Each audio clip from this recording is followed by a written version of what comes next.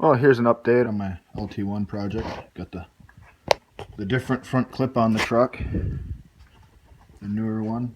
Got some fog lights on. I got rid of the plow lights because they suck. Actually, I don't even know if all this is going to stay. I don't even know if I'm going to keep it a plow truck anymore. Not sure. Pretty undecided with this truck at the moment. But the motor sure looks good in there though. Got a lot of the stuff on. Got the header tube on this side to fit. Right now it's kind of just chilling in there. But hard to tell, but there's the oil cooler lines. The header was hitting, so I kind of did some modifications to the header and kind of moved that also in a little bit more. Now it clears. Still got to finish it. What's going to happen with that is I'm probably going to get a radiator. I'm going to try getting a used one out of a junkyard first, test fitting it. Out of a Buick Roadmaster, where they already had like the engine coolers, or the oil coolers, because that's all built within the radiator. Where like this side, I got this side done. Exhaust, well the header's on. We'll get the light. Having a lifted truck is cool, but not always cool.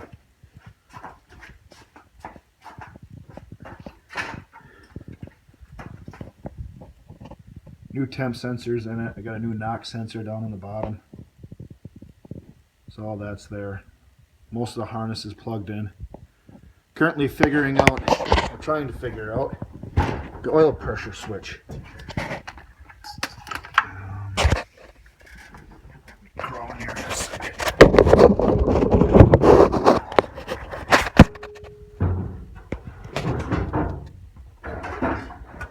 Still don't have the inner wheel wells in yet, which is at the moment kind of nice. Allows me to really get pretty close and look at stuff. Back here, start LT1 oil pressure switch. Let me get the camera in there. Get a good look at this inside of the plug. And then the one they give you in the harness, get in here better.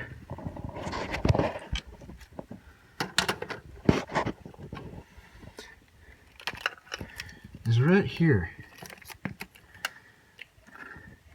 Now, I don't see this was modified at all or nothing like that. I mean, I did buy the harness used, and the guy had it on a running truck.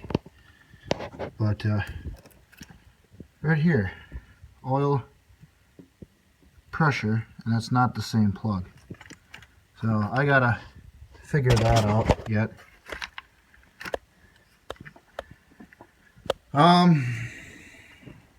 So other than that, I think I got a lot of the stuff figured out. I gotta go to the junkyard yet, get the rest of the piping for that. I'm gonna get all the stock stuff at first and try that.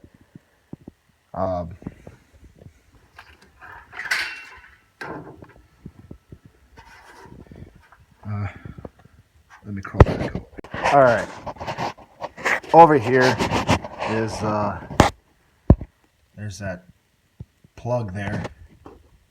And normally you take like a 3/8 ratchet or extension, put it in there and break it loose. Well, this is not the same size. It's actually this size, which is a 5/16. I had to get this special socket from Napa for $6.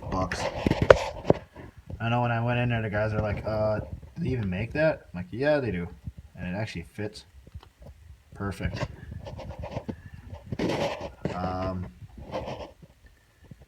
So we'll see how well that goes. Lifetime warranty on the tools, so it's going to come out one way or the other. Either the tool's going back to getting fixed, or the plug's going to be out. I got some steel braided fuel line now. I never tried it with the fuel line. I actually have a pressurized rubber line for the pressure side, and then the return side I just ran a regular non-pressure fuel line. Just time didn't have a whole lot of money, so. And how am I running it? It's right now in the box, which has a bunch of crap in it. There's a tank that was actually in the truck, which it leaked and didn't fit very well. The filler neck hung out pretty far, but right now I got this set up here. Got no light back here though. This is a factory fuel tank out of a Ford Ranger. I figured this would be plenty for now.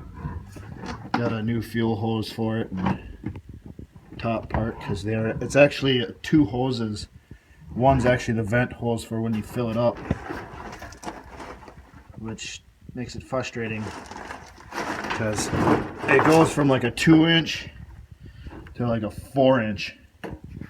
So I couldn't even like go to a hardware store and purchase other hose. I had to buy their freaking $50 freaking filler hose. Well, that sucks. But kind of got it marked here a little bit.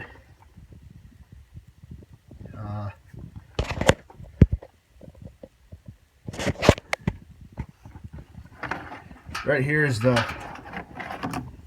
power and ground. Right here.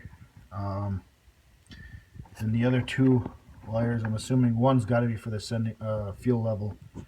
I don't know what the other one's for. Oh, I wish I had some light. We'll get some light. Alright, here we go. Wish they left me more wire, but I got the tank from a buddy who was scrapping out a Ford. Well, it was a Mazda B2000, something like that. Rebadged Ford, or you can call it a Ford or rebadged Mazda, whatever.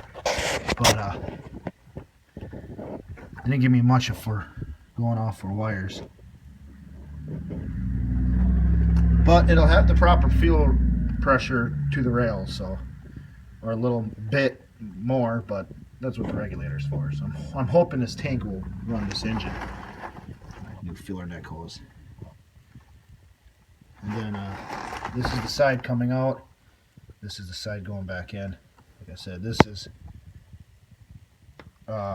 pressurized fuel line. It's the green stuff, so it's like rated for, you can have the ethanol in the gas and it won't chew up the fuel line, where the return line isn't, so I guess. But I got new steel braided stuff for it, so that should fix that problem. A bunch of rocks and stuff. It's a tank out of a Ford truck that leaked and is crap, junk. And then there's the tank that came out of this truck. It'd leak when it was full, right there for the vent tube, particularly where it leaked. Silicone, JB weld, all sorts of stuff, nothing would fix it. But it hung out the back here for the filler neck, and just seems like a good way to get rear-ended and die. But that's the update.